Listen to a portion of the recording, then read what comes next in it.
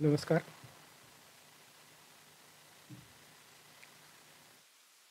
आतापर्यंतचा सगळा प्रवास हा इंग्रजीतला आपण ऐकला आणि मी पण थोडी इंग्रजीत बोलूया तशी तयारी केली होती.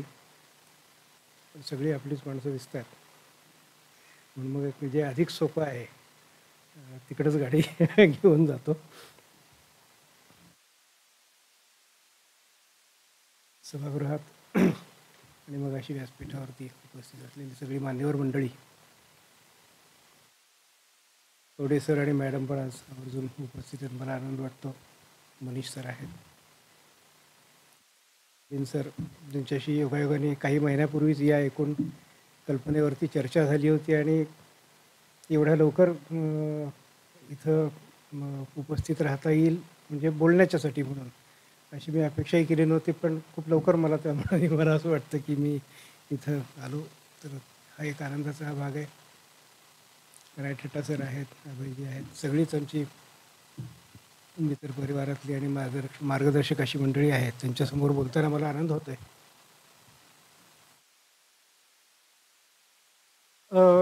एकूण माझ्या असं लक्षात आलं आत्ता इथं समोर जी कोणी मंडळी बसलेली त्याच्यात की यातल्या बहुतेकांना माझा हा प्रवास बऱ्यापैकी माहितीतला आहे. काही मधले धागे सुटलेले असतील आणि काही मग नवी मंडळी आहे ज्यांना यातल्या काही गोष्टी माहिती नसतील किंवा मग तर मुळात मी काही एक विचार जो करून आलेलो होतो काय पद्धतीने विषय मांडायचा त्यात मग किंचित थोडासा बदल करतो आणि काही माझ्या जडणघडणीबद्दलचं काही मांडतो. कारण एक लेखक म्हणून तुमच्यासमोर काही एक भूमिका मांडत असताना मी काय लिहिलं आहे आणि काय लिहितो आहे हे जसं महत्त्वाचं आहे तसंच मला असं वाटतं की याच्यासाठीची जडणघडण कुठल्या टप्प्यात झाली हे पण मला असं वाटतं की लेखक म्हणून थोडंसं तरी मांडलं गेलं पाहिजे. कारण कोणीच आकाशातून येऊन थेट कामाला सुरुवात करू शकत नाही. त्याच्यामागं प्रेरणा देणारे एक दिशा देणारे अनेक घटक असतात. वेगवेगळे संस्कार आपल्यावरती होत असतात आणि या संस्कारातनं या मार्गदर्शनातनं आपण घडत असतो आणि मग त्यातनं एका कुठल्या तरी एका टप्प्यापर्यंत आपण पोहोचतो. तर ती सुरुवात मला असं वाटतं की आपल्या रूट्सपासनं ती होते. एक 4 टप्पे मला असं वाटतं की याच्यामध्ये करता येतात. म्हणजे आतापर्यंत जे काही उणं माझं आतापर्यंतची वाटचाल म्हणूयात किंवा आतापर्यंत जे काही मी जगत आलेलो आहे मागची 53, 54, 55 वर्षाचं आत्तापर्यंतचं आयुष्य, तर त्याच्यात लेखक म्हणून एक टप्पा जरी असला तरी त्याच्या आधीचे जे काही टप्पे आहेत त्याच्यामध्ये या पत्रकारितेचा किंवा एक लेखक म्हणून आपल्या जडणघडणीसाठीचा एक ज्याला आपण लर्निंगचा जो पिरियड म्हणतो म्हणजे एक विद्यार्थी म्हणून माणूस आयुष्यावर विद्यार्थी आहेच आहे, पण तरी पण एक विद्यार्थी दशा म्हणून तर मग कॉलेज मॅगझिनपासून कुठेतरी सुरुवात होत असते. डिबेटिंग कॉम्पिटिशन थोडक्यात एक व्यक्तिमत्व विकासाचे जे वेगवेगळे पैलू आपल्या कॉलेज जीवनामध्ये किंवा शालेय जीवनामध्ये येतात तो एक टप्पा असतो. दुसरा वर्किंग ॲज अ जर्नालिस्ट कुठेतरी तुम्ही अनुभवासाठी म्हणून सुरुवात करता, मग प्रत्यक्षात कामाला सुरुवात करता उपसंपादक किंवा मुख्य उपसंपादक वगैरे अशा पद्धतीने. मग हे करताना कुठेतरी एक आयुष्यात वळण येतं. काही माणसं अशी भेटतात की जी तुमच्या आयुष्याला एक वेगळी दिशा द्यायचा प्रयत्न करतात आणि त्यातनं मग लक्षात येतं की आपण जे करतो आहे त्यापेक्षा आणखी वेगळं काही करू शकतो. त्यांची प्रेरणा मिळते आणि मग त्या प्रेरणेतनं नोकरी सोडून देऊन मग स्वतंत्र काही आपलं उभं करावं अशा पद्धतीने आणि मग तिथनं एक लेखक म्हणून एक वेगळा प्रवास आणि त्याच्यात पण मिळालेली वेगवेगळ्या माणसांच्या मार्गदर्शनातनं एक वेगळी दिशा आणि त्यातनं आत्ता जिथं कुठं पोचलेलो आहे तो प्रवास. असे एक 3-4 टप्पे थोडक्यामध्ये मी सुरुवातीच्या याच्यात काही मांडायचा प्रयत्न करतो काही मिनिटात आणि त्यानंतर मग मी ॲक्च्युअली काय पद्धतीचं लिहितो आहे, त्याच्यामागची प्रोसेस काय आहे, त्याच्यामागची थिंकिंग काय आहे याच्याबद्दल बोलेन. आपल्या जडणघडणीची सुरुवात विद्यार्थी दशेत होते. आपण सगळेच जण त्या याच्यात काही जण आहेत, काही जण तिथून आपण पुढं आलेलो आहोत.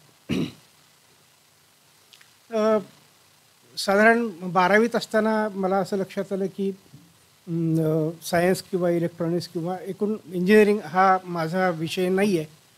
माझा इंटरेस्ट हा लेखनात आहे, वाचनात आहे, काही एक पत्रकार म्हणून काम करण्याच्या दृष्टीने आणि मग तिथनं मग मगाशी जसं माझ्या परिचयात सांगितलं की इलेक्ट्रॉनिक्सची माझी फॅकल्टी सोडून मी आर्ट्समध्ये शिकायला सुरुवात केली आणि मग BA नंतर bachelor of journalism, master of mass communication journalism त्या दिशेने जायचं ठरवलं. पण सुरुवातीला कॉलेजमध्ये त्याची सुरुवात भित्तीपत्रकापासून झाली. कॉलेजमध्ये आपण ती जी काही वॉलपेपर्स लावतो.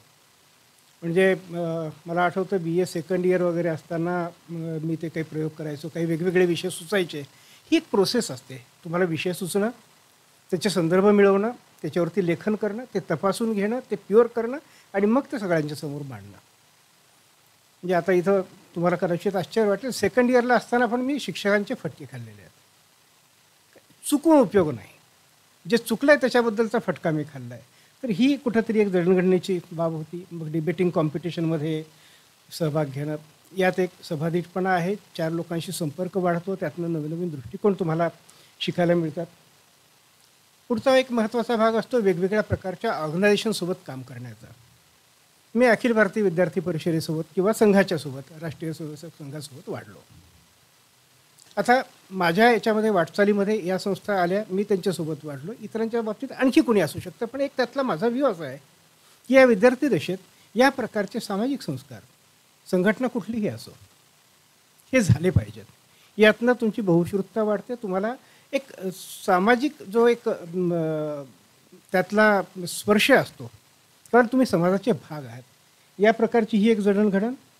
आणि मग कार्यकर्ता म्हणून त्यानिमित्ताने देशभर फिरणं झालं. काश्मीरचं आंदोलन त्यावेळेला झालेलं होतं 88, 89, 90. मी त्यात होतो. अयोध्येचं आंदोलन झालं कारसेवेचं, त्या दोन्ही आंदोलनात मी होतो. म्हणजे 6 डिसेंबरला अयोध्येत उभं राहायचं एक भाग्य मला त्या दिवशीचं लाभलेलं होतं. वेगवेगळ्या प्रकारे मग डिबेटिंग कॉम्पिटिशन असतील. थोडक्यात काय तर विद्यार्थी म्हणून जिथून जिथून जे जे मिळतं ते टिपण्याचा एक प्रयत्न या सगळ्या वाटचालीमध्ये. त्यानंतर मग पत्रकारिता, ज्याच्यासाठी हा सगळा अट्टहास चालू होता. जर्नलिझम झाल्याच्या नंतर उदगीरसारख्या शहरातनं इथं येऊन मग मास्टर ऑफ मास कम्युनिकेशनची ती पोस्ट ग्रॅज्युएशनची पदवी मिळवणं. सुरुवातीला ट्रेनी म्हणून काही दैनिकात काम करणं, मग पत्रकार म्हणून तरुण भारत किंवा पुणे आणि संभाजीनगरच्या सकाळमध्ये काम करणं. आणि मग हे करत असतानाच याचा संदर्भ पुढे येणार आहे. उजवीकडे जो झेपचा जे कात्रण दिसतंय त्याचा संदर्भ पुढच्या माझ्या बोलण्यात येणार आहे. परंतु ही सगळी अशा प्रकारची वाटचाल, जिथून जिथून जे मिळेल ते शिकणं. आणि मग हे करताना ज्या झेपचा उल्लेख झाला, हे मला असं वाटतं की माझ्या माणूस म्हणून, पत्रकार म्हणून आणि लेखक म्हणून सगळ्या दृष्टीने एक टर्निंग पॉईंट आहे. आज सुदैवानं त्या सिरीजमध्ये ज्यांच्याबद्दल लिहिलं त्यातली 2 जण इथं उपस्थित आहेत. पत्रकारिता करताना जसं माझ्याबद्दल सांगितलं आहे की डेव्हलपमेंटल जर्नलिझम, रचनात्मक पत्रकारिता मी केली. मी कधीही संघर्षात्मक किंवा ज्याला आपण ही जी काही आज पत्रकारिता म्हटल्यानंतर तुमच्या डोळ्यासमोर जी फ्रेम येते त्या प्रकारची पत्रकारिता सुदैवानं मी कधीही केली नाही. पण हे करत असताना आपण काहीतरी स्वतंत्र केलं पाहिजे, ही एक प्रेरणा या सगळ्या मंडळींच्या आता या संपर्कातनं म्हणा किंवा मार्गदर्शनातनं मनामध्ये डेव्हलप होत गेली. आणि मग त्याची सुरुवात सकाळमध्ये नोकरी करत असताना शेवटच्या टप्प्यात झाली. आता तुमच्यासमोर जो फोटो आहे हा साधारण 2003-04 मधला फोटो आहे. झेपमध्येच मी ज्या व्यक्तींच्याबद्दल लिहिलं होतं, यात प्रसाद कोकिळ आहेत, शिरडकर सर आहेत, एक्सपर्टचे 2 जण आहेत आणि हायटेकचे 2 जण, असे हे 6 जण, 3 पार्टनर्स आहेत. पार्टनरशिपवरतीचा हा परिसंवाद होता.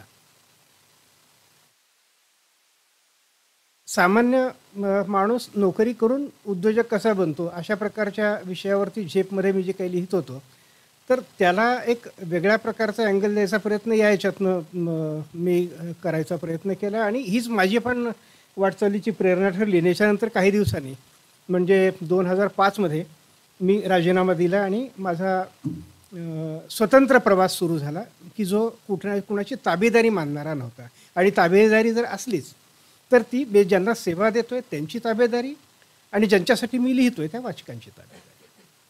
नोकरी म्हणून किंवा कुठल्या एका संस्थेसाठी म्हणून काम करायचं नाही असं ठरवून 2005 त्या सगळ्याचे मी बाहेर पडलो आणि हा सगळा प्रवास तिथूनचा सुरू झालेला होता.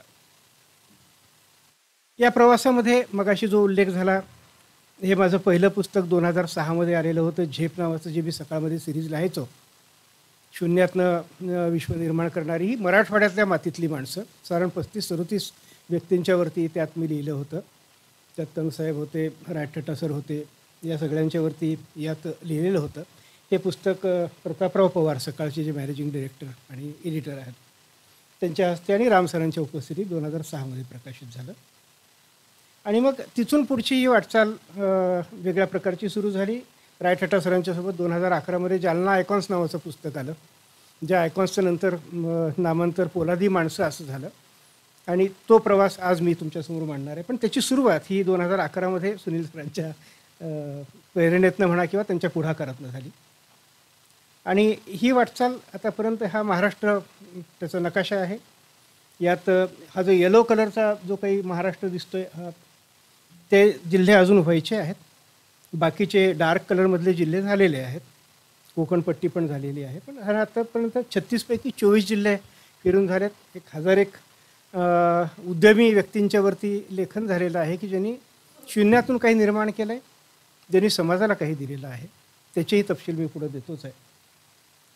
ही सगळी आतापर्यंतची पुस्तकाची ही कव्हर्स आहेत पोलादी माणसं सिरीजमधली, ज्याची ही थीम शून्यातून उभी राहिलेली माणसं अशी आहे.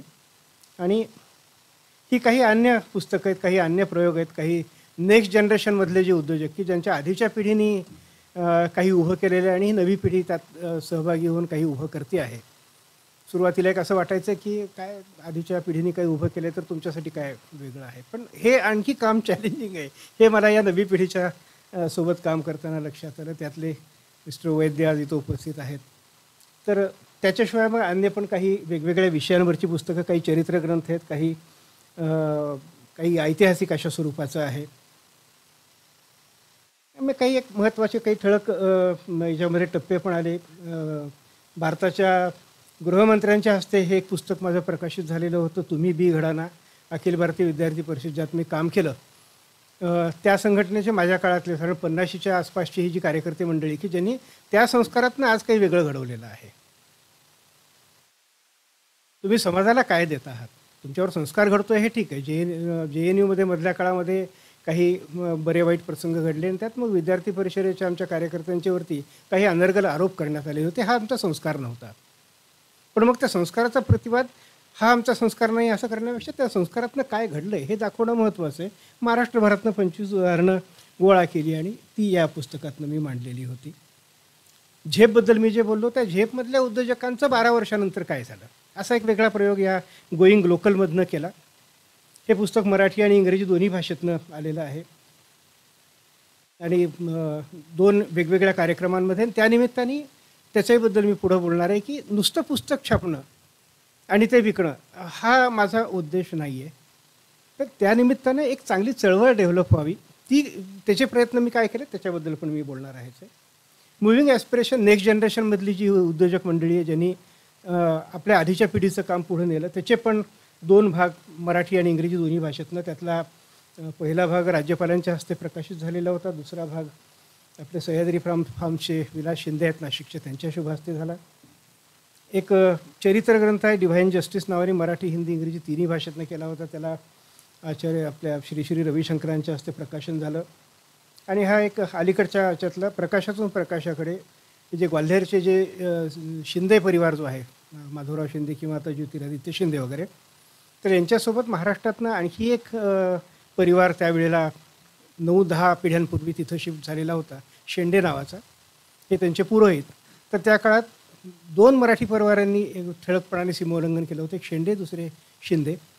शिंदेंच्या सोबतीने हे शेंडेंचा हा प्रवास आहे. पण राजेशाही संपल्याच्या नंतर एक सामान्य पुरोहित कुटुंबाचं कशाप्रकारे डायव्हर्सिफिकेशन होतं तो या पुस्तकाचा विषय आहे. आणि मग ते ज्योतिरादित्य शिंदेंच्या हस्ते त्याचं प्रकाशन व्हावं अशी कल्पना होती, कारण हे सगळं त्यांच्याशी संबंधित आहे. आणि त्यांच्या हा योग साधारणपणे 15 दिवसापूर्वी आला. हा लेटेस्ट पुस्तकाचं प्रकाशन झालेलं आहे.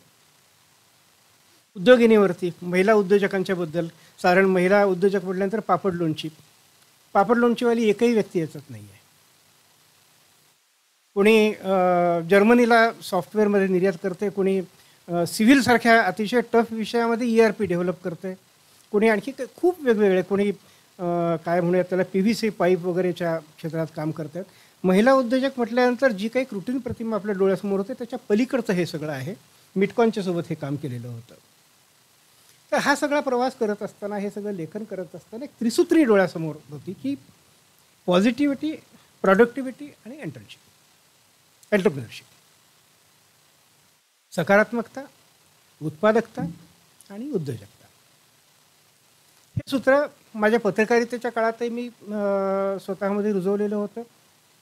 सुरुवातीचे एक 5-6 महिने साधारणपणे जेव्हा माझी पत्रकारिता सुरू झाली त्या काळातले 5-6 महिने काही असे खळबळजनक रिपोर्ट वगैरे आणून प्रकाशित करण्याचा तेवढा जर अपवाद सोडला, म्हणजे खरं तर त्या रिपोर्टनेच मला शहाणं केलं की असं लिहिल्याचा फायदा नसतो, उलट तुमचं नाव खराब होतं आणि त्यातनं समाजाला तर काही मिळतच नाही. मग हा नवीन प्रवाह तेव्हापासून साधारणपणे 90च्या दशकापासून जो सुरू झाला, त्यानंतर मी कधी तशा प्रकारच्या फंदात नाही पडलो. जे काही मांडायचं ते सकारात्मकतेचं, सचोटीच्या गोष्टी मांडायच्या. या पद्धतीने हे 3 विषयाची, 3 मुद्द्यांची त्रिसूत्री घेऊन कामाला सुरुवात केलेली होती. हा सगळा धावता आढावा किंवा हा सगळा धावता प्रवास थोडक्यात मांडला. आत्ता पुढची काही मिनिटं मी मग हा सगळा जो काही प्रवास आहे, या प्रवासाचं थोडंसं सार स्वरूपामध्ये ज्याला आपण आत्ताच्या आज मला जे काही बोलायचं आहे त्यातला एक मुख्य भाग आत्ता मला हा गाभा म्हणून मांडायची इच्छा आहे. हे सगळं काय चालू आहे, जे मुख्य या प्रवासाच्या याच्यातला महत्त्वाचा भाग आहे तो पोलादी माणसं ही पुस्तकाची मालिका. ज्या वेळेला आजच्या या सभागृहामध्ये तुमच्यासमोर बोलायचं आहे असा निरोप मला मिळाला आणि एका पुस्तकाबद्दल मांडायचं, तर मी अशी विनंती केली की एका पुस्तकापुरता हा विषय मर्यादित न ठेवता पुस्तकाची मालिका म्हणून, कारण हे सगळंच एक पुस्तक आहे. म्हणजे दिसतानाही 24 वेगळी पुस्तकं आहेत, 25 वेगळी पुस्तकं आहेत, तरी ती एक थीम म्हणून त्याच्यावरती काम चालू आहे. मी ते सगळं सारांश स्वरूपात मांडायचा मी प्रयत्न करेन आणि त्यांनी पण मला, आयोजकांनी त्याच्यासाठी होकार दिला, मी त्यांचे आभार मानतो. तशा प्रकारे विचार केला तर हा प्रवास 2002-03 मध्ये सुरू झालेला आहे. सकाळमध्ये नोकरी करत असताना जेव्हा आपल्याकडे काय असतं की दैनिकाच्या काही गरजा असतात, वेगवेगळ्या वयोगटातले वाचक असतात आणि प्रत्येक वयोगटातल्या वाचकाला काहीतरी दिलं पाहिजे. त्याप्रमाणे मग तरुण वर्गातल्या वाचकांसाठी काही दिलं पाहिजे, तर मग करिअर नामा अशा नावाने एक सदर आमच्याकडे सुरू करायचं ठरलेलं होतं. त्यावेळेला मी सकाळमध्ये नोकरी करायचो. आणि चेन न्यूजपेपर असल्याचा एक फायदा असा असतो किंवा तोटाही असतो की वेगवेगळ्या आवृत्ती असतात, प्रत्येक आवृत्तीतला एक लेख जरी उचलला तरी पान तयार होतं. तर त्या करिअर नामाचं पहिल्या आठवड्यातलं पान त्या पद्धतीने तयार झालं. आणि मग त्यावेळेला मी एक विषय असा मांडला की फक्त नोकऱ्या, स्पर्धा परीक्षा म्हणजे करिअर नाही, तर उद्योजकता हे पण एक महत्त्वाचं करिअर आहे, ज्याच्याकडं अशा प्रकारच्या ह्याच्यातनं लक्ष दिलं गेलं पाहिजे. आज आपण उद्योजकतेवरती खूप काही पुस्तकं पाहतोय, मोठी चर्चा आहे, स्टार्टअपचं कल्चर डेव्हलप झालेलं आहे, एंटरप्रिनरशिपवरती खूप जण आज बोलत आहेत, असंख्य पुस्तकं आहेत. म्हणजे मी असं बोलणं करायची धाडसाचं होईल किंवा जास्ती आत्मप्रौढी वाटू शकेल, पण जेव्हा 2002-03 मध्ये 3-4 मध्ये हा विषय मी मांडलेला होता त्यावेळेला अशा प्रकारचं वातावरण फारसं दिसत नव्हतं. खूप मोजकी होती पुस्तकं, पण खूप मोजकी होती. आणि उद्योजकता हे करिअर या पद्धतीने जी मांडणी करायचं माझ्या मनात होतं, त्या पद्धतीची मांडणी तोपर्यंत फारशी येत नव्हती. ते मांडायचा एक विचार मी मांडला आणि साधारणपणे कुठल्याही याच्यामध्ये असं असतं की तुम्ही वेगळा काही विचार मांडला तर सांगतात तुम्ही करून दाखवा. म्हटलं ओके. तर ती एक खूप चांगली संधी मला या निमित्तानं मिळाली आणि ती सुरुवात झाली, जे मी अगदी सुरुवातीला तुम्हाला दाखवलेलं होतं. लँड इज द लिमिट, आपण स्काय इज द लिमिट म्हणतो, त्या लँड इज द लिमिट हा माझा त्या सिरीजमधला पहिला लेख. आज मी तुमच्यासमोर जो उभा आहे त्याचं बीज मी असं म्हणेन की ते या लेखात आहे. मिलिंद सेवलेकर माझे मित्र आहेत, एकेकाळी आपल्या MITमध्ये पण काही काळ ते प्राध्यापक राहिलेले आहेत. आणि त्यांनी वेस्ट मॅनेजमेंट म्हणजे मला वाटतं महाराष्ट्र डिस्टिलरीज वगैरे अशा ठिकाणी जो काही प्रदूषणाचा विषय होता त्याच्यावरती मात करण्यासाठी त्याच्यातनं काही खत निर्माण करण्याचा एक प्रकल्प किंवा तसा प्रस्ताव त्यांनी मांडला आणि ती सुरुवात त्या काळात त्यांनी केली.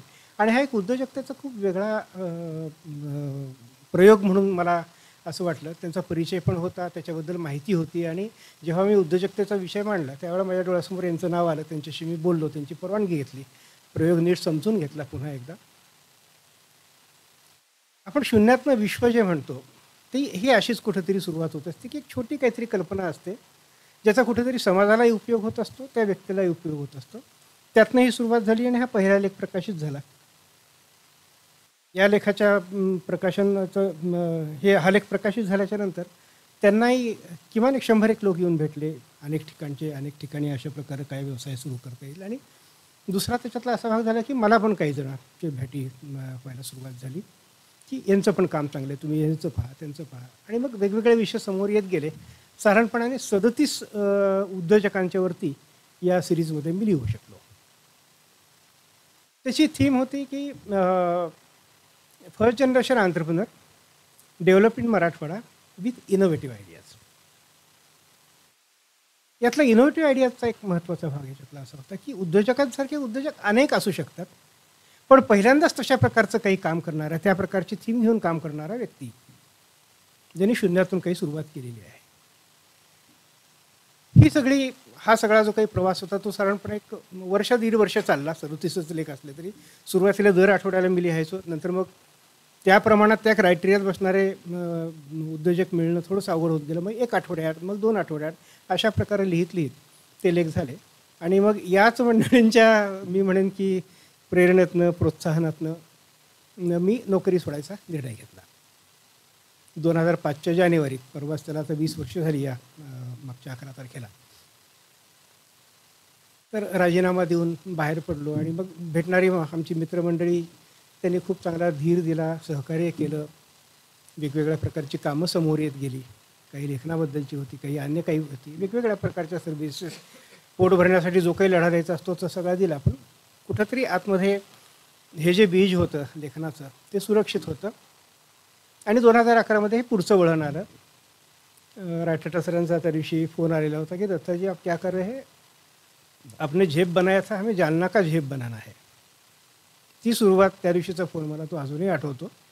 आणि मग जालना आयकॉन्स या पुस्तकाची निर्मिती त्यातनं, आणि तिथून पुढचा मग हा प्रवास पोलादी माणसाचा सुरू झाला. तर हे नेमकं काय आहे, मला असं वाटतं की या पोलादी माणसाच्याबद्दल पण थोडंसं याच्या मागच्या प्रेरणेबद्दल थोडीशी मांडणी केली पाहिजे. हा थोडासा उद्योजकतेच्या संबंधातला विचार आहे. हा थोडासा समाज बांधणीच्या स्वरूपातला विचार आहे. आणि हा राष्ट्र बांधणीच्या स्वरूपातला पण विचार आहे.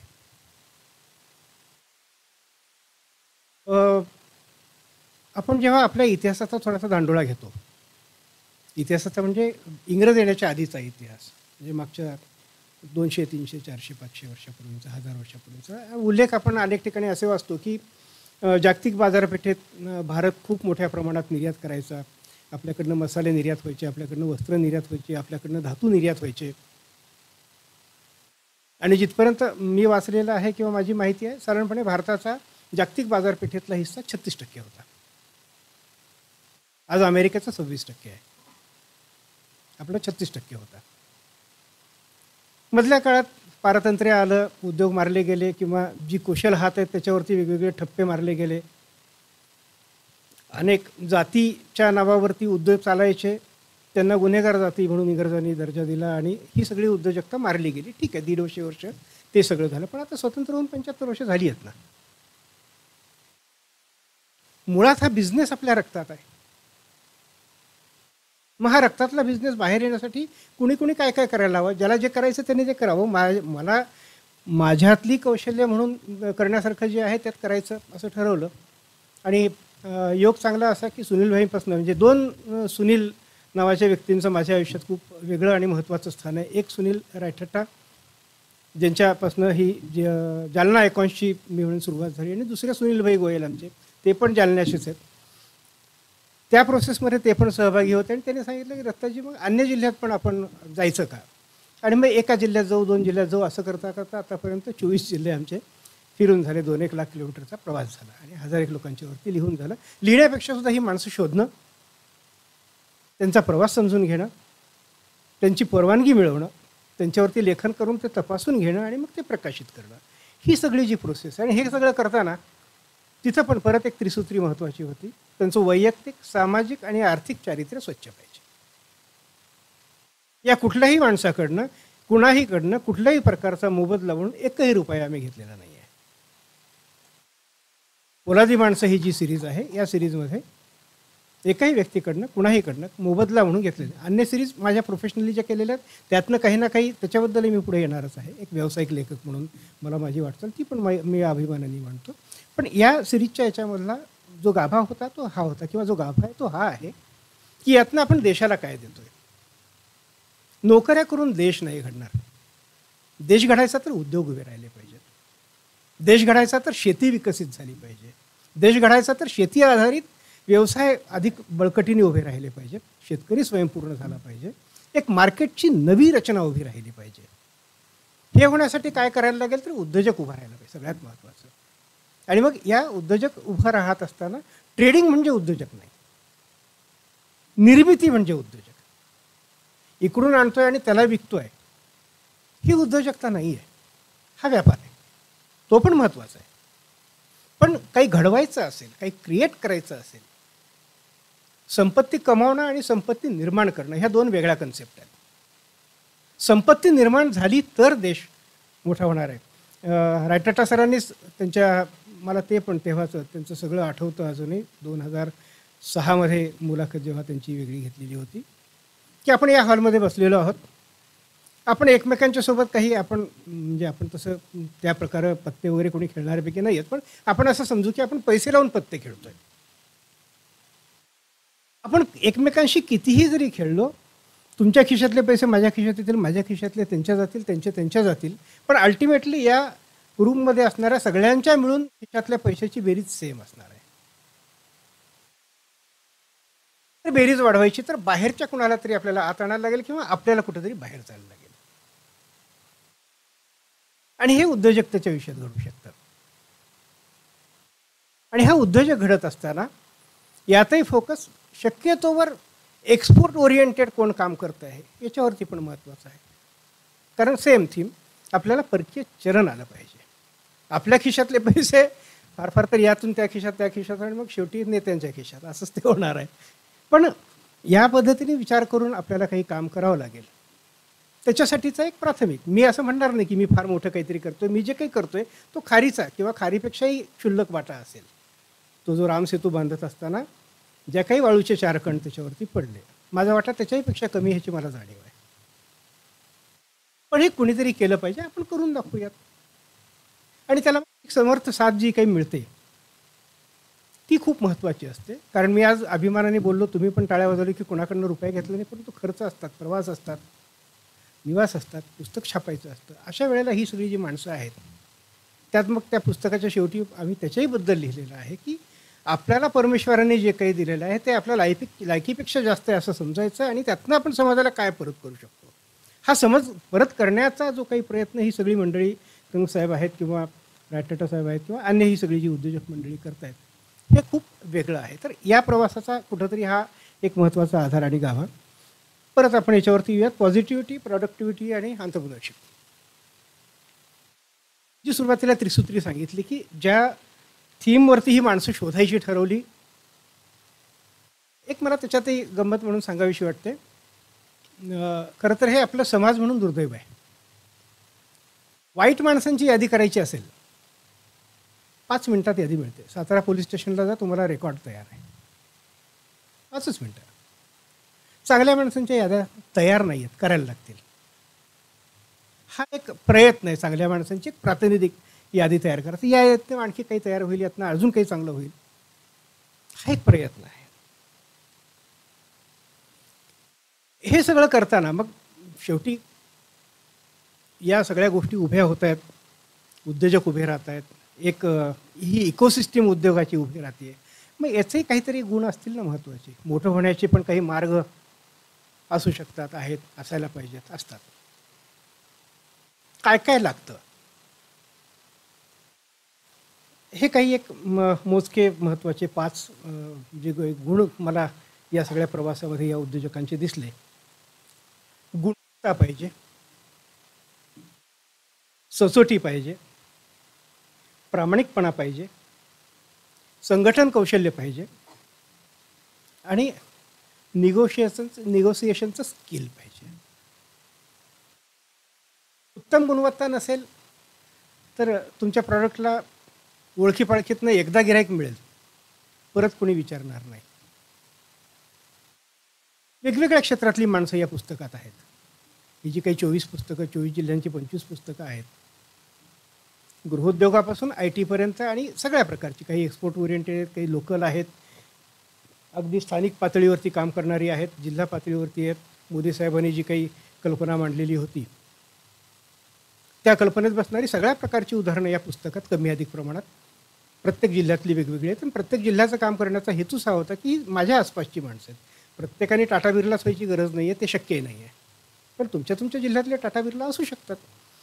ते होण्यासाठी काय करायला लागेल, तर सगळ्यात महत्त्वाचं तुमच्या उत्पादनाची गुणवत्ता उत्तम पाहिजे. ते त्या मेरिटवरती विकलं गेलं पाहिजे. व्यवहार सचोटीचा पाहिजे. याचा अर्थ मला एकाने प्रश्न त्यावेळेला विचारला होता, म्हणजे मग आपण आमच्या क्लायंटला सगळेच आमच्या काय म्हणूयात की प्रोडक्शन कॉस्टची यादीच द्यायची का? म्हटलं नका देऊ, ती द्यायची गरज नाही आहे. अनेक ठिकाणी ती पण दिली जाते कारण त्याच्याशिवाय पर्याय नसतो. परंतु प्रत्येक गोष्टीच्या एका याच्यातल्या काही मर्यादा असतात. तुम्ही लुटताय असं होऊन चालणार नाही. त्याही केसमध्ये एकदा तुम्हाला व्यवसाय मिळेल, दुसऱ्यांदा नाही मिळणार. सचोटी आणि प्रामाणिकपणा तशा जवळजवळच्या गोष्टी आहेत, पण तरीही वेगळ्या आहेत. याच्यातला फरक आहे. हा प्रामाणिकपणा तुमच्यात पाहिजे. सगळ्यात महत्त्वाचं ऑर्गनायझेशन स्किल. उद्योग उभा करायचा तर तुम्हाला अनेकांना सोबत घेऊन पुढे जायचं आहे.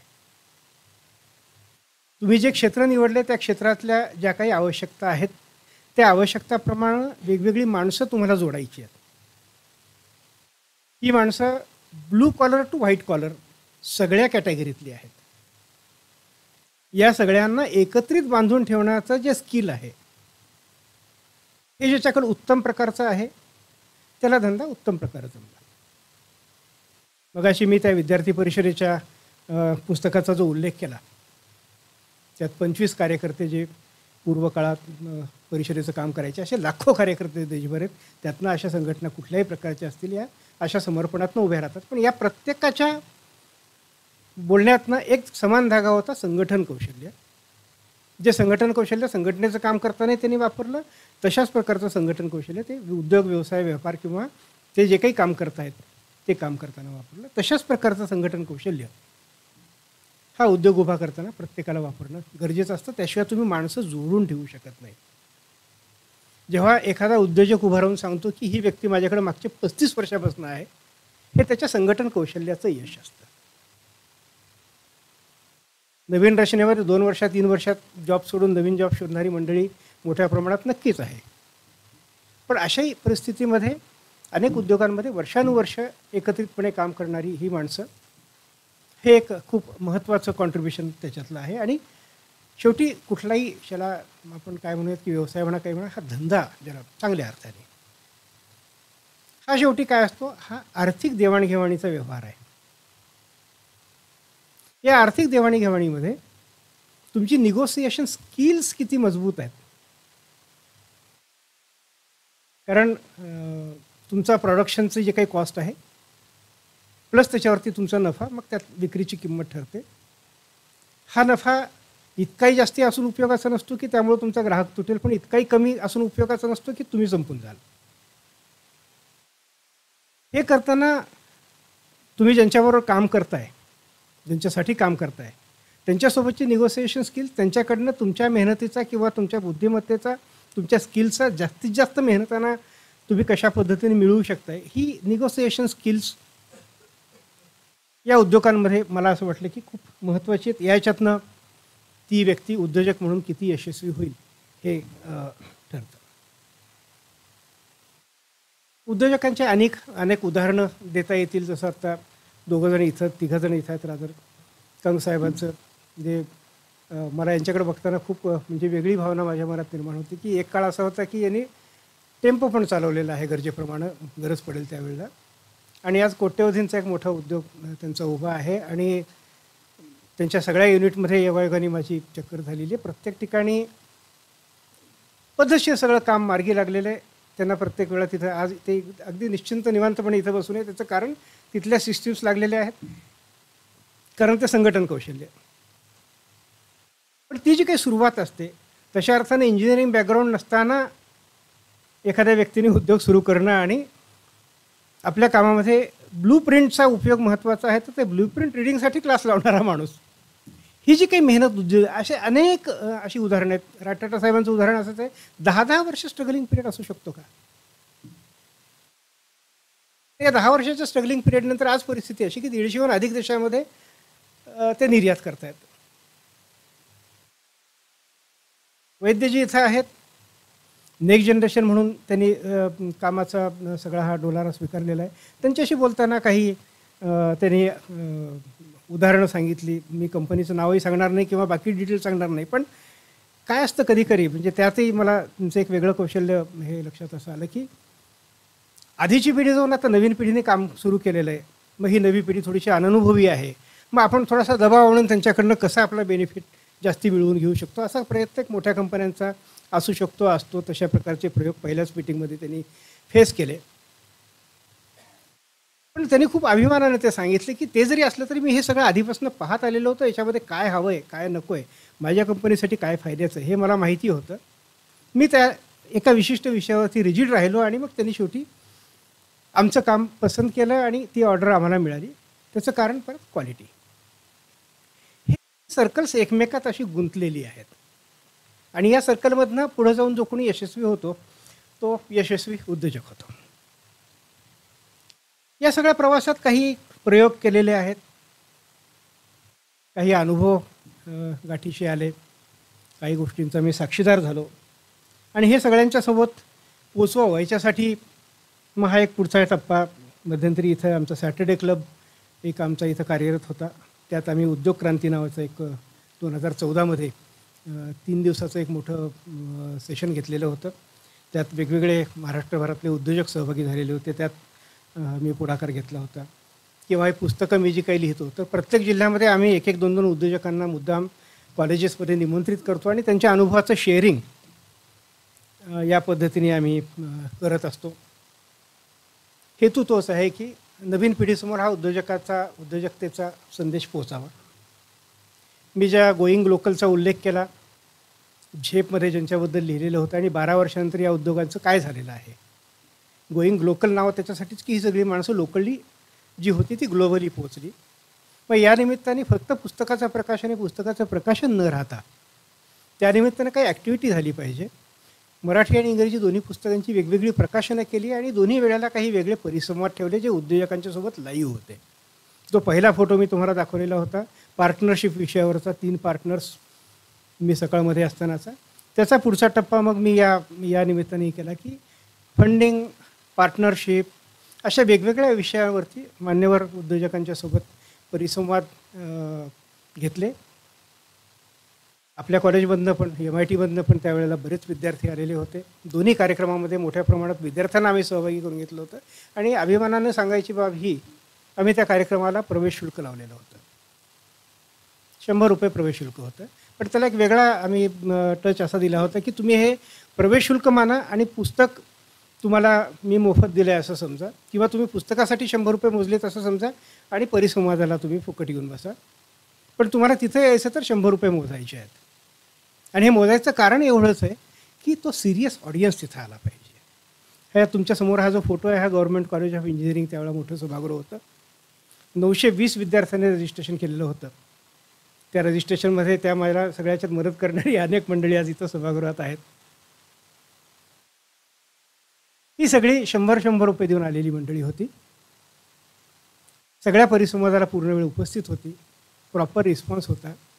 महत्त्व त्या ₹100 नाही. मी त्याच्याबद्दल वेगळा मुद्दा असा सांगेन की या सगळ्या मी जसं तुम्हाला म्हणालो की पोलादी माणसाच्या विषयामध्ये कुणाकडनंही ₹1 घेतलेला नाही, परंतु शेवटी हे जग पैशावरती चालतं. असे प्रयोग करायचे तर पैसे लागतात. या उद्योजकांना मी विनंती केली की मला हे असे काही उपक्रम करायचे, पुस्तकापुरतं मर्यादित नाही ठेवायचं आहे, ॲक्टिव्हिटी करायच्या. मला मुलांना पुस्तक नगण्य किमतीत द्यायचं आहे. ₹300 पुस्तक ₹100 देणं हे सोपं नसतं. त्यांनी मला आर्थिक आधार दिला. त्यातनं मी हे सगळं उभं करू शकलो आणि हा एक उद्योजकतेचा मेसेज मी समाजापर्यंत पोहोचवू शकलो. यात माझ्याहीपेक्षा या सगळ्या उद्योजकांचा वाटा मला असं वाटतं की खूप महत्त्वाचा आहे. कारण तो आधार नसता तर नुसत्या माझ्या शब्दांना किंवा माझ्या बोलण्याला अर्थ राहिला नसता. त्याच्याशिवाय मग वेगवेगळ्या ठिकाणी जाऊन आता हा फोटो मला वाटतं देवगिरी कॉलेजमधलं आहे. अशा प्रकारे वेगवेगळ्या कॉलेजेसमध्ये वेगवेगळ्या गटाच्या किंवा वेगवेगळ्या शाखांच्या विद्यार्थ्यांसमोर मी जाऊन माझे जे काही अनुभव आहेत ते शेअर करत असतो. एक लेखक म्हणून, एक पत्रकार म्हणून आणि उद्योजकतेच्या विषयातला किंवा एंटरप्रेन्योरशिपच्या विषयातला एक अभ्यासक म्हणून माझे अनुभव आणि त्यातनं मला जे काही कळलं आहे ते इतरांच्या समोर मांडायचं. शहाणे करून सोडावे सकळ जन जे म्हणतो, तर त्या पद्धतीने करण्याचा हा एक माझा प्रयत्न असतो.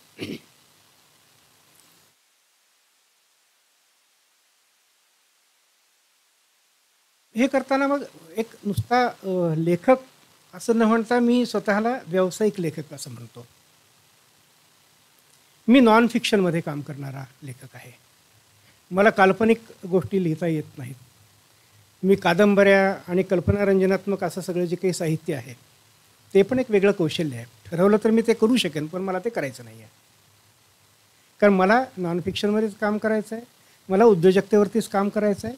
मला या उद्योजकांच्या वेगवेगळ्या प्रकारच्या संघर्ष कथा, त्यांचे कसोटीचे क्षण समाजासमोर मांडायचे. त्यातनं एक त्या प्रकारचा एक इकोसिस्टीम कुठंतरी डेव्हलप झाली पाहिजे, एकमेकांना मदत करणारी, पुढे घेऊन जाणारी. त्यामुळं अशा प्रकारे हे एक अभिव्यक्त नावाने माझं एक व्यासपीठ मी निर्माण केलं की ज्यातनं मी अशा स्वरूपाची काही अन्य लेखकांची पुस्तकं असतील जी अशा प्रकारच्या विषयाला धरून आहेत त्यांच्या प्रकाशनासाठी मी मदत करतो. एक यूट्यूब चॅनलमधल्या काळामध्ये कोरोना सुरू झाल्यानंतर सुरू केलेलं होतं. हे सगळं थोडंसं अजून प्रत्यक्षात उतरायचं आहे, पण वेगवेगळ्या ॲस्पेक्टमधनं उद्योजकता समाजासमोर मांडली गेली पाहिजे. त्याच्यासाठी हे काही भाग मी पाडलेले आहेत. याच्यावरचं काम काही बेसिक वर्किंग अजून चालू आहे. लवकरच पूर्ण होईल आणि हा यूट्यूब चॅनल पण हा उद्योजकतेला वाहिलेला.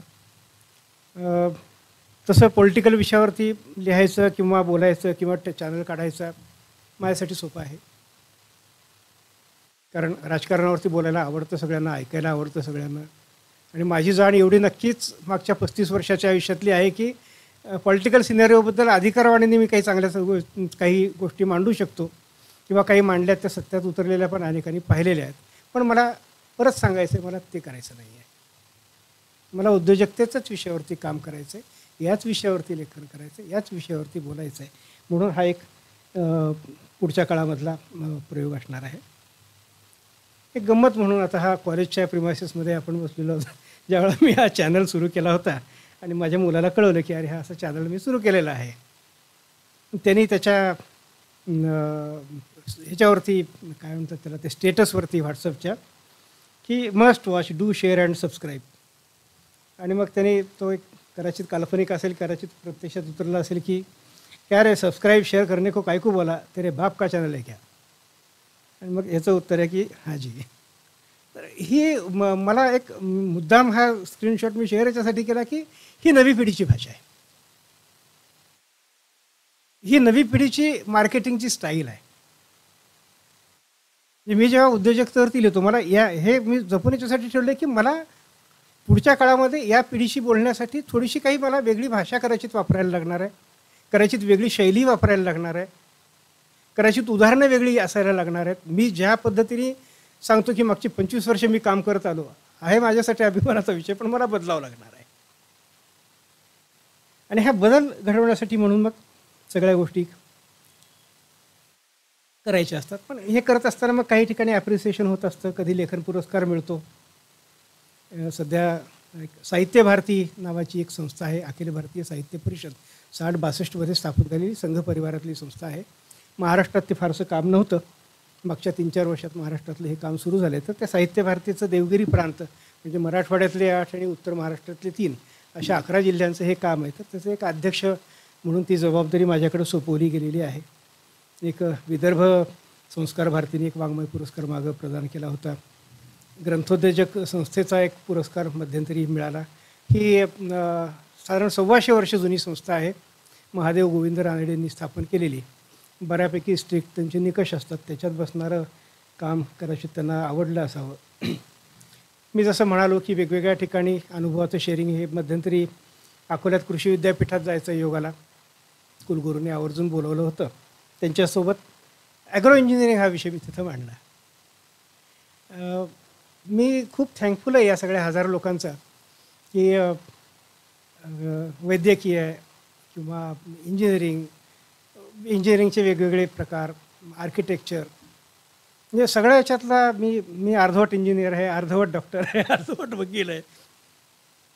अर्धवट अशा अर्थाने की पूर्ण ज्ञान त्यातलं बरं नाही, पण किमान त्या त्या क्षेत्राची तोंडओळख या सगळ्या मंडळींच्यामुळे झालेली आहे. आणि कुठेतरी तो विषय इनिशिएट करताना ही तोंडओळख तुम्ही समोर एखाद्याच्या मांडली. काय असतं मला लक्षात असं आलं की ग्रामीण भागात ही फार मोठी गरज आहे. मी ज्या भागातनं आलो त्या भागात, ज्या काळात मी आलो त्या काळात, म्हणजे 10वी झाल्याच्या नंतर मग 11वी-12वीला मी काय करायचं, तर खूप वेगवेगळे सल्ले, कारण आपण विचार करू शकतो एवढं एक्सपोजर त्यावेळेला नव्हतं. आता हे एक्सपोजर बऱ्यापैकी वाढलं आहे या मोबाईल वगैरेच्यामुळं. पण तरी एक प्रॉपर दिशा शोधण्यासाठी काही असिस्टन्स हवा असतो, तो ग्रामीण भागामध्ये खूप कमी मिळतो. मला 10वी नंतर होम सायन्स घे असा एक सल्ला मिळालेला होता. मग कुणीतरी आणखी काहीतरी, असे 3-4-5 वेगवेगळे सल्ले, आणि मी शेवटी इलेक्ट्रॉनिक्स घेतलं कारण माझ्या मित्रांनी घेतलं होतं. पण त्या 2 वर्षात मग माझा एक गृहपाठ झाला की हे आपलं क्षेत्र नाही किंवा ही आपली वाट नाही. आणि मग मी ह्या पत्रकारितेच्या ह्याच्यात आलो. पण मला या सगळ्या ग्रामीण भागातल्या आणि पर्टिक्युलरली तरुणांच्यासोबत ह्या गप्पा मारायला आवडतं. माझ्याकडचं जे काही संचित आहे, कदाचित त्यातनं कुणाला काही दिशा मिळू शकेल ना. ही दिशा शिक्षणाची असेल. प्रत्येकाच जण उद्योजक नाही होऊ शकणार, हेही मी मान्य करतो. माझ्या लहानपणी आमचे एक नारायण मामा होते, खेडेगावातला शेतकरी माणूस. शेतकरी माणसांची ऑब्झर्वेशन्स फार छान असतात. त्याने एक त्यावेळेचा तो डायलॉग पण माझ्या लक्षात आहे की सब सेट हो गए तो गधे कोण हाकलणार. सगळ्यांनीच उद्योजक झाला तर मग काम कोणी करायचं हो. त्यामुळे हे होणार नाही, सगळेजण उद्योजक होणार नाहीत. कदाचित 1000तला एक होईल, पण उरलेल्या 999 लोकांची जबाबदारी त्याच्याकडे जाईल ना. म्हणून हा सगळा जो काही खटाटोप आहे तो करायचा प्रयत्न आहे. अशी ही वाटचाल चालू आहे. एक पुस्तक म्हणता म्हणता सगळ्याच पुस्तकांच्याबद्दल मांडायचं मी संधी घेतली या निमित्ताने. पण हा खूप छान प्रवास आहे. आतापर्यंतचा प्रवास छान आहे, इथून पुढचाही प्रवास छान असेल अशी अपेक्षा आहे. कारण मला खूप काही शिकायला मिळतं आहे. माझी बायको पण सभागृहात आहे. तिचं पण कदाचित ऑब्झर्वेशन ते असेल की हा प्रवास सुरू करण्याच्या आधीचा दत्ता जोशी आणि आजचा दत्ता जोशी नक्कीच काही क्वालिटेटिव्ह फरक, काही मूळ गुण जात नसतात. पण पण मी असं मानतो की या 1000 जणांच्याकडनं ₹1 घेतला नाही, पण लाख मोलाचे अनुभव घेतले. त्या मानाने मी पाहिलं तर मी या 1000 लोकांकडनं लाख रुपयाचे अनुभव जर घेतलेले असतील लाख मोलाचे, तर मी महाराष्ट्रातलाच सगळ्यात श्रीमंत माणूस आहे. आणि हेच संचित आहे जे सगळ्यांच्यासोबत शेअर करायला मजा येत असते. याच्याशिवाय मग काही व्यक्तींच्यावरती लेखनाचे पण योग आले, काही प्रकाशित झाले, काही प्रकाशित व्हायचे आहेत, लवकरच होतील. पण एक मी परमेश्वराचा आभारी याच्यासाठी आहे, इनिशियली पत्रकार म्हणून, आणि आता हा लेखकाच्या विषयात किंवा या वेगवेगळ्या उद्योजकांशी बोलण्याचं मला भाग्य मिळालं. एरवी कोण दत्ता जोशी आणि त्याला कुणी दारात कशाला उभं करावं. पण या सगळ्या लोकांनी दारातच उभं नाही केलं, आत घेतलं. आपल्या मनातल्या सगळ्या गोष्टी त्याच्यासमोर मांडल्या. अनेक जण या मुलाखतीच्या दरम्यान रडलेले आहेत. त्यांच्या आयुष्यातल्या ज्या काही हालापष्ट होत्या त्या त्यांना आठवायला पण नको इतक्या वाईट होत्या. अशा ह्याच्यातनं मोठी झालेली ही सगळी माणसं आहेत. खूप मोठ्या संघर्षातनं गेलेली आहेत, खूप धक्के खाल्लेले आहेत, आणि अतिशय ट्रान्सपरंटली हा सगळं आयुष्याचा हा पट त्यांनी माझ्यासमोर मांडलेला आहे. सगळ्याच गोष्टी मी लिहू नाही शकलेलो. काही गोष्टी लिहायच्या नसतात. याला योग्य मी आहे असं ते समजले, हे मला असं वाटतं की हा त्यांचा मोठेपणा आहे आणि मला मिळालेलं ते भाग्य आहे. तर या प्रकारच्या प्रवासातनं हे लेखन करणं, माणसं जोडणं, आणखी काही नवीन संधी यातनं मिळत आहेत का त्या दृष्टीने प्रयत्न करणं, हा प्रवास चालू राहणार आहे. पण एक व्यावसायिक लेखक म्हणून पण मी या सगळ्या ह्याच्यातनं, म्हणजे एका बाजूला हा एक सोशो इकॉनॉमिक हा एक वेगळा विषय, पण स्वतःच्या उदरनिर्वाहासाठी पण काही मानधन घेऊन लेखन करणं. कारण मी बोलताना असं सांगतो की मी लिहून पोट भरणारा माणूस आहे. म्हणजे एकेकाळी नोकरी करताना त्या मालकासाठी लिहायचो, आज स्वतःसाठी लिहितो आहे. आणि स्वतःसाठी लिहिताना मग ते कुठंतरी समाजापर्यंत चांगलं पोचावं, कारण येणाऱ्या प्रत्येकाचंच मी लिहित नाही, ही तितकंच खरं आहे. हा सगळा असा प्रवास आहे आणि अजून बराच प्रवास बाकी आहे असं मला वाटतं. तर या प्रवासाच्याबद्दल 4 शब्द तुमच्यासमोर ठेवण्याची संधी मला मिळाली. खरं तर या प्रत्येक पुस्तकातली अगदी 2-2, 3-3 व्यक्तींच्याबद्दलही विस्ताराने मांडायचं तर अगदी रात्र पुरणार नाही किंवा अनेक दिवस चालेल, इतका सगळा डेटा सोबत आहे. पण शेवटी प्रत्येक गोष्टीची एक चौकट ठरलेली असते. एक लेखक म्हणून एक पत्रकार लेखकाच्या रूपात कशा पद्धतीने काम करतो आहे ते तुमच्यासमोर मांडावं. मी जे काही करतो आहे ते तुम्हाला कळावं आणि अशा सगळ्या या कामामध्ये काही चांगली उदाहरणं, काही चांगली माणसं तुम्ही मला सुचवली तर त्याच्यावरती पण भविष्यात मी काही पुढच्या काळात लिहू शकेन. तर असा स्वार्थ परमार्थ अशा सगळ्या दृष्टीने मी तुमच्यासमोर आलो. MIT-सोबत एक वेगळं जुनं नातं आहे. म्हणजे या हॉलमध्ये मी 1993 पहिल्यांदा आलेलो होतो. याच हॉलमध्ये आपल्या शहरातलं संभाजीनगरमधलं इंटरनेटचं पहिलं प्रात्यक्षिक दाखवलं गेलेलं होतं आणि त्या प्रात्यक्षिकाचा साक्षीदार मी होतो. तेव्हा मी तरुण भारतमध्ये होतो आणि मला असं सांगितलं गेलं होतं की इथं असं काहीतरी वेगळं चालू आहे आणि हे आपल्या उपयोगाला येते का जरा पाहून ये. तर त्यावेळेला इंटरनेट आणि हे सगळं सगळं हे खूप डोक्याच्या बाहेरच होतं. पण त्यानंतर वर्ष 6 महिन्यातच आमच्याकडे नगरावृत्ती त्यावेळेला इंटरनेटवरूनच सुरू झाली. पण या संस्थेचा एक तो तसा वेगळा धागा माझ्याशी जोडलेला आहे. नंतरच्या काळात नोकरी सोडल्यानंतरही MITसाठी अनेक प्रकारच्या मी म्हणतो सेवा मी दिलेल्या आहेत. नंतरच्या काळातही कवडे सरांचा, ताईंचा, दोघांचा लोभ मला मिळाला. अनेकदा भेटी झाल्या. माझ्या धाराशिव जिल्ह्यावरच्या पुस्तकात कवडे सरांच्या वरतीचं एक प्रकरण आहे की वाशीसारख्या ग्रामीण भागातून आलेल्या एका सामान्यातल्या सामान्य घरातल्या तरुणांनी ही संस्था कशी त्या काळामध्ये उभी केली. खूप त्याच्यातल्या वेगवेगळ्या आठवणी जाहीर व्यासपीठावरती काही मांडताही येणार नाहीत. पण मला ते एक भाग्य मिळालं की अशा सगळ्या गोष्टी, अशा सगळ्या माणसांच्या सोबत जाता आलं. तर या संस्थेत आज मला निमंत्रित केलं. मी आयोजकांचे, कंसरांचे, सगळ्यांचे तुमचे आभार मानतो आणि इथून पुढच्याही काळात अशा भेटीगाठी होत राहतील अशी अपेक्षा व्यक्त करतो आणि पुढचा विषय तुमच्यावर सोडतो. जर तुम्हाला काही सांगायचं असेल, विचारायचं असं मी म्हणणार नाही कारण तुमच्या प्रश्नाची उत्तरं देण्याइतकं सामर्थ्य माझ्यात असेल असं नाही. पण काही गोष्टी शेअर तुमच्याशी मी नक्की करू शकतो तुमच्या मनात जर काही आलेल्या असतील तर.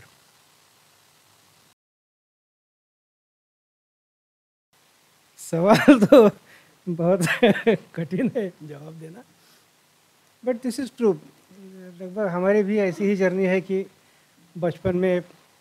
मेरे बचपन में किशोर नाम से एक मासिक आता था और मेरा सौभाग्य ये है कि मेरा जन्म 1971 का है.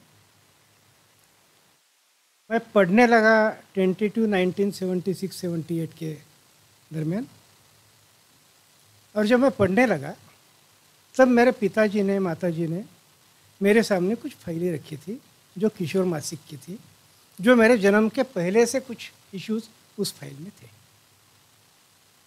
अक्षर संस्कार जो है वो उस आयु में, उस उम्र में शुरू हुआ था.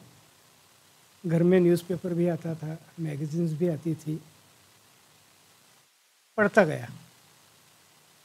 सौभाग्य की उस समय की बात भी ये है कि उस समय टीवी नहीं था, यूट्यूब तो था ही नहीं, पर एक रुचि जो है पढ़ने की या कुछ, मुझे लगता है, अब लगता है कि वो रुचि कुछ नया एक्सप्लोर करने की रुचि थी जो मुझे मालूम नहीं है, जो मेरे आसपास नहीं है, जो मेरे परिघ में नहीं है. वो कुछ जान लेने की. मैंने उस समय ये किशोर मासिक भी पढ़ा और श्री साप्ताहिक भी पढ़ा. श्री साप्ताहिक कुछ पुराने जो लोग हैं वो बेसिकली बड़ी उम्र के लोगों के लिए, मैं थोड़ा अच्छी भाषा में बता रहा हूँ उसके बारे में, बड़ी उम्र के लोगों के लिए होता था. पर ये जो वाचन संस्कार है उस समय से होते गया और शायद वही रूट्स है ये सारे जर्नी की कि कुछ ना कुछ उसमें पनपते गया और धीरे धीरे एक मोड़ पे, जैसे मैंने कहा कि 10वीं के बाद मुझे होम साइंस लेने का भी कहा गया था, पर उस समय भी मैं अक्षर लेखन की तरफ जो मुड़ गया तो शायद उसका कारण ये संस्कार हो सकता है. 5 साल पहले इंजीनियर हो गया ENTC गवर्नमेंट से.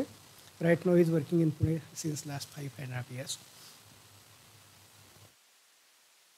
वो भी लिखता अच्छा है, अलग लिखता है, मेरे से अलग लिखता है.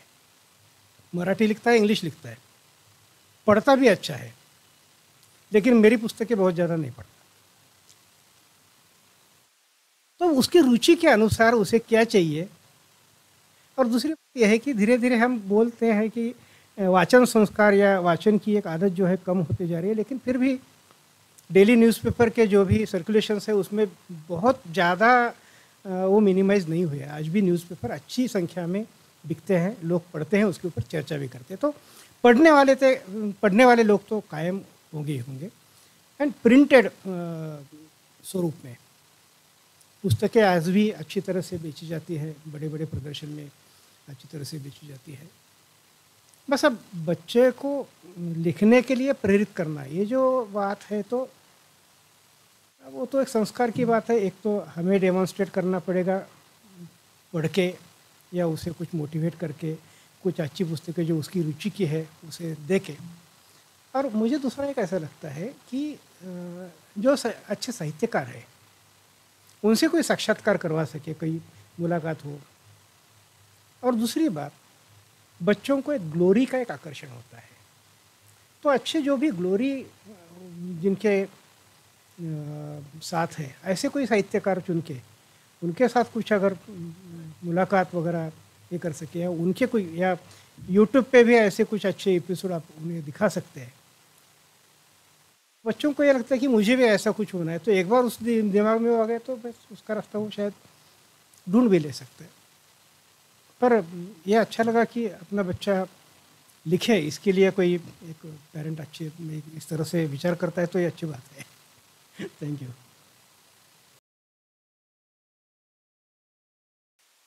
नक्कीच.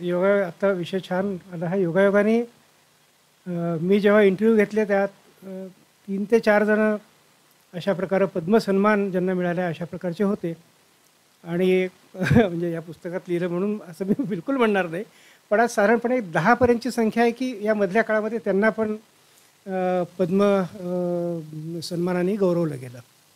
वेगवेगळ्या क्षेत्रात काम करणारी आहेत. मिलिंद कांबळे आहेत, त्यांना पद्मश्री प्रदान झालं होतं. डॉक्टर बावस्कर आहेत, त्यांना दिलं गेलं होतं. अशी अनेक मंडळी आहेत ज्यांच्याबद्दल या पुस्तकांमध्ये लिहिलं गेलेलं आहे. आणि तुम्ही म्हणताय ते अगदी खरं आहे.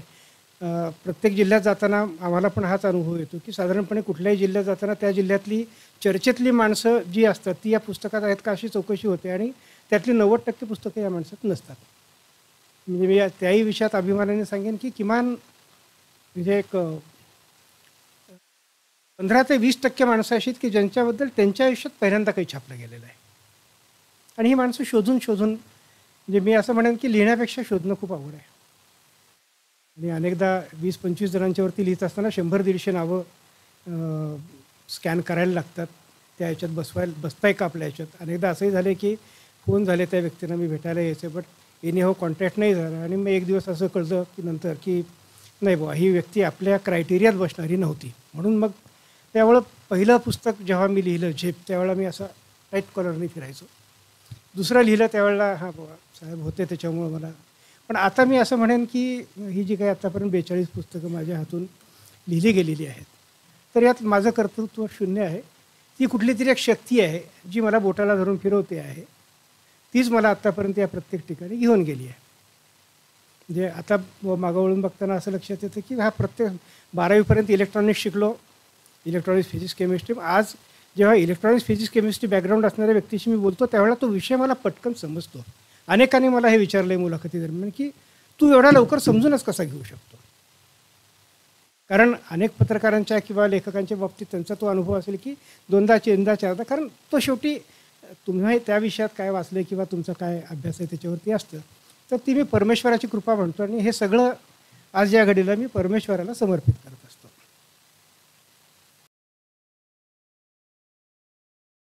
नाही, टू बी फ्रँक हा विचार मनात आहे. याच्यावरती एक प्राथमिक चर्चा झाली आहे. आणि अपयशकथा असं त्याचं एक नावही डोक्यात आहे. पण हे म्हणताना तो वरचा ॲरो डोक्यात आहे. कारण लक्षात असं येतं की या प्रत्येक अपयशातनं त्यांच्या यशाची सुरुवात झालेली आहे. त्या क्षणी निर्णय चुकलेले असतील, त्या क्षणी काही घडू नये अशा गोष्टी घडलेल्या असतील, तर त्या अपघाताने घडल्या किंवा त्यावेळची ती परिस्थिती तशी होती म्हणून ती घडल्या. पण त्यातनं जे काही नवीन निर्माण झालं ते मग ते सगळं पुढे घेऊन जाणारं ठरलं. तर या दृष्टीने बोलताना या सगळ्यांनी हे पण बहुतेकांनी माझ्यासमोर सांगितलेलं आहे, कुठं कुठं गडबड झाली, कुठं अपयश आली. लिहिताना तुम्ही म्हणता तसं फिल्टर नक्कीच केलेलं आहे, कारण ते आवश्यक आहे. पण काही ठिकाणी तसंही काही ठळक अपयश मांडणंही गरजेचं असतं, कारण प्रेरणा देताना सगळंच जर म्हणजे अनेकदा आपण म्हणतो की रस्ता जर फारच व्यवस्थित आहे असं लक्षात आलं तर रस्ता चुकला आहे. अडथळ्याशिवाय प्रोफेशनचा रस्ता नाही आपल्याला पुढे जाता येत. तर काही अपवादात्मक ठिकाणी, मर्यादित ठिकाणी ते उल्लेख केलेत किंवा थोडे वेगळ्या पद्धतीने मांडलेत, पण एक वेगळं त्याच्यावरती या सगळ्या वाटचालीचं सार मांडायचं असं एक विचार चालू आहे. त्याच्यावरती 1-2 जणांशी चर्चा झाली आहे, पण आता तुमच्याकडनं आले तर तुमच्याशी पण आता मी या नवीन विषयावरती नक्की चर्चा करेन. Sir please. पहिली वाचक असते ती, आणि पहिली वाचक म्हणण्यापेक्षा सुद्धा बऱ्याचदा म्हणजे कधी 15 दिवस, कधी महिना मी बाहेर राहायचो. आणि आल्याच्या नंतर मला त्यातही काही जी प्रोफाईल्स जास्ती भावलेली आहेत ती मी तिच्याशी शेअर करायचो. अजूनही मी कुठं जर जाऊन आलो तर आल्यानंतर मला काय उल्लेखनीय दिसलं ते मी पटकन आधी शेअर करत असतो आणि ती त्याच्यावरती त्याचं मत देत असते. आणि मग लिहिण्याचा मार्ग अनेक वेळेला त्याच्यातून ठरतो. पण हे आहे की ती एक न्याक आहे की कुठल्या याच्यातलं हिट जाणाऱ्यापैकी आहे किंवा कुठलं खरोखर वाचनीय होऊ शकतं, तर ती त्याच्यातलं काढून घेते. किंवा माझं काही मी लिहिलेलं आहे, मला असं वाटलं की नाही वाचणं आवश्यक आहे, ती वाचून त्याच्यात सजेशन पण आहे, तर ते महत्त्वाचा तो एक खूप. आणि ती स्वतः एक चांगली लेखक आहे. ती ललित स्वरूपाचं लेखन म्हणजे ज्यात मी काम करू शकत नाही. तिने आकाशवाणीवरती पण लेखन बरंच केलेलं आहे, बऱ्याच श्रुतिका वगैरे लिहिलेल्या आहेत, स्वतंत्र लेखनही केलेलं आहे. फक्त ती आता अलीकडं तिने हे सगळं थांबवलं आहे. पण ती अशा प्रकारचं जे लेखन आहे ते खूप उत्तम प्रकारे करू शकते. त्यामुळे ती स्वतः चांगली वाचक पण आहे, लेखक पण आहे.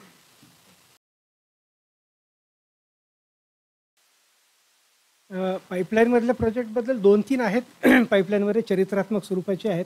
लवकरच ती प्रकाशित होणं अपेक्षित आहे पुढच्या 2-4-6 महिन्यात, वर्षभरामध्ये. काही उद्योजकतेवरती आहेत, काही चरित्रात्मक म्हणजे आपण ज्याला म्हणूयात अशा प्रकारची आहेत. लेखनाच्या याच्यातलं काही प्रोजेक्टला खूप वेळ लागतो. आता जे मी ज्योतिरादित्य शिंदेंच्या हस्ते प्रकाशित झालेलं जे म्हणालो, त्या पुस्तकाच्या लेखनाची सुरुवात 2018मध्ये झालेली होती. रेफरन्सेस गोळा करणं असेल किंवा आणखी काही वेगवेगळ्या प्रकारचे विषय समोर असतात, काही अडचणी येतात, काही प्रोजेक्ट पुढं मागं होतात. परंतु दुसरा हा जो तुम्ही विचारलेला प्रश्न आहे सर, की किती वेळ, तर निश्चित नाही आहे. तो कदाचित तो रायटर्स ब्लॉक म्हणतात एक, तो जर आला तर 2-2 महिने मी काहीच लिहित नाही. लिटरली 2-2, 3-3 महिने मागचे 3 महिने मी काही लिहिलेलं नाही आहे. पण लिहायला बसलो, मूड लागला तर मग ते अनलिमिटेड असतं. म्हणजे तशी जी काही सिद्धहस्त लेखक असतात, जसं आचार्य अत्रेंच्याबद्दल सांगायचे की ते मराठामधनं 15-20 दिवसाची रजा घेऊन लोणावळ्याला बंगल्यावरती जायचे कागदाचा गट्टा घेऊन, आणि पूर्ण नाटक लिहूनच बाहेर यायचे, आणि ते नाटक हिटच जायचं. हे गॉड गिफ्ट असतं, हे इतकं डेडिकेटेडली त्या प्रकारची कमांड की. परंतु जेव्हा तशी गरज असते की त्या वेगात काम झालं पाहिजे, मला ते आवर्जून सांगावं असं वाटतं की एक लातूरचं आपल्याला एक उदाहरण माहिती. मध्यंतरी खूप दुष्काळ पडला होता आणि लातूरमध्ये ट्रेननी पाणी वगैरे आणलं गेलं होतं. त्यानंतर मग लातूरमध्ये राष्ट्रीय स्वयंसेवक संघ जनकल्याण समिती आणि श्री श्री रविशंकरांचं जे आर्ट ऑफ लिव्हिंग या 2 संस्थांनी मिळून काही कोटी रुपये समाजातनं उभे केले आणि त्यातनं नदी खोलीकरणाचं एक मोठं काम मंत्रालयाचं केलं. आणि यात कुकडे काका तिथं आहेत, त्यांनी लीड घेतला होता. आणि ते काम सगळं मार्गी लागल्यानंतर एक दिवस त्यांचा मला निरोप आला की या सगळ्या गोष्टींच्यावरती एक पुस्तक लिहायचं आणि ते तू लिहावं असं मला वाटतं आहे. आणि मग मी त्याच्यासाठी गेलो. तर ते आतापर्यंत मी केलेलं सगळ्यात फास्ट काम आहे.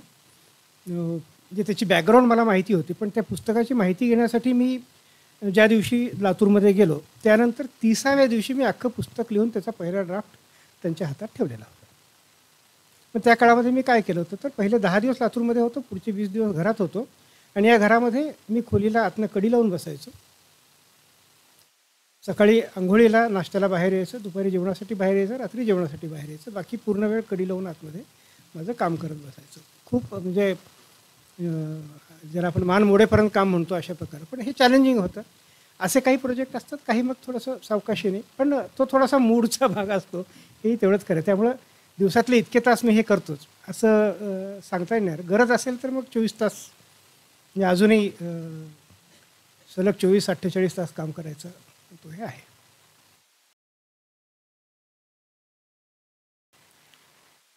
तर तुम्ही कुटुंबातल्या सहकार्याबद्दल बोललात.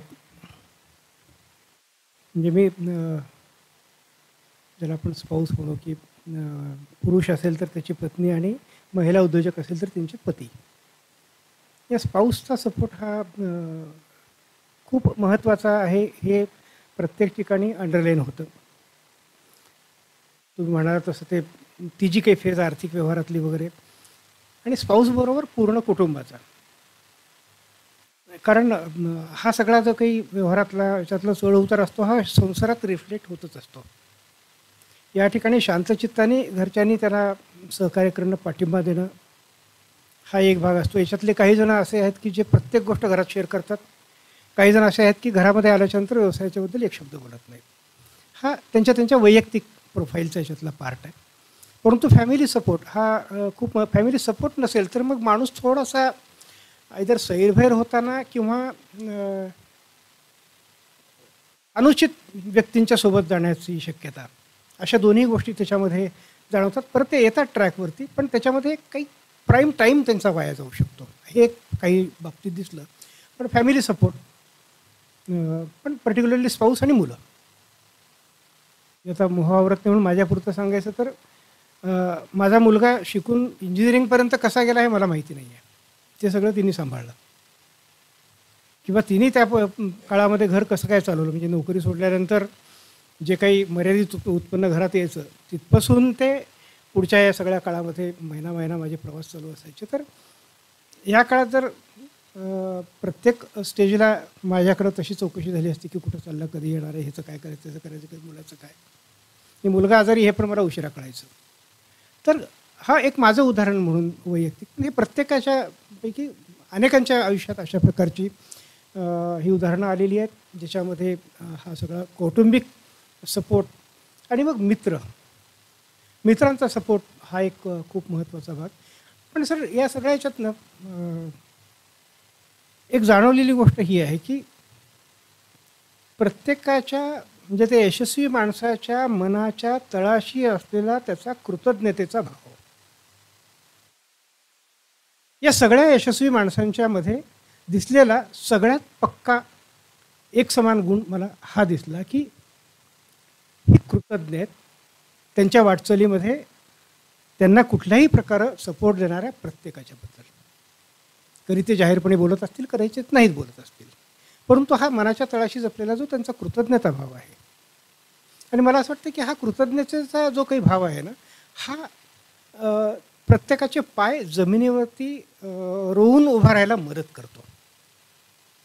या कृतज्ञतेतून खूप काही नवीन घडण्याची शक्यता असते. तो तुम्हाला उतमात करू देत नाही. वाईट भाषेत बोलायचं तर तुम्हाला जमिनीवरती उभा करतो. तुमचे पाय जमिनीवरती 1 इंचही तुमचे पाय वरती येत नाही. तर हा कृतज्ञतेचा जो काही भाव आहे हा या सगळ्या यशस्वी माणसांच्यामध्ये मला खूप प्रकर्षाने जाणवला. अतिशय विनम्रपणाने, ठामपणाने आणि चांगल्यापणाने ते या पूर्ण प्रवासाबद्दल आवर्जून बोलत राहिले. और सर के बारे में अब सर ने जर्नी बताया पर उनके बारे में भी मुझे एक बात अवश्य यहाँ पे रखनी चाहिए. सर ने इनिशिएटिव लिया, हमने वो काम कर दिया. एक अच्छे काम के लिए भी सर को कुछ विरोध झेलना पड़ा. ये बाहर नहीं बताते, मुझे मालूम है. कुछ ये पुस्तक होने के बाद कुछ लोगों के फ़ोन उन्हें गए, हमारा नाम इसमें कैसे नहीं है, आप जानना क्या है, कौन डिक्लेयर करने लगे, आप खुद को क्या समझते हैं. इनके मन की भावना कुछ अलग थी, उनका दृष्टिकोण कुछ अलग था. अच्छा काम करने वालों के रास्ते में ऐसे भी रोड़े अटकाए जा सकते, पर ये एक तो नीयत अच्छी थी और उनका मनोबल भी बहुत अच्छा था. तो बस आगे निकल गया सारा सब कुछ. पर ऐसा भी होता है और उसका साक्षी मैं हूँ, इसलिए आज पहली बार ये रखना चाहूँगा. Thank you. मुझे लगता है काफ़ी समय भी हो गया है। समारोपाच्या आधी मी एक विनंती सगळ्यांना अशी करेन, आज आपल्या मराठी साहित्य संमेलनाचे माजी अध्यक्ष आणि माजी न्यायमूर्ती नरेंद्र चपळगावकरांचं निधन झालं. एक ज्येष्ठ साहित्यिक आपल्यातनं आज गेले. आपला कार्यक्रम संपण्याच्या आधी एक मिनिटभर उभं राहून आपण त्यांना श्रद्धांजली वाहूयात.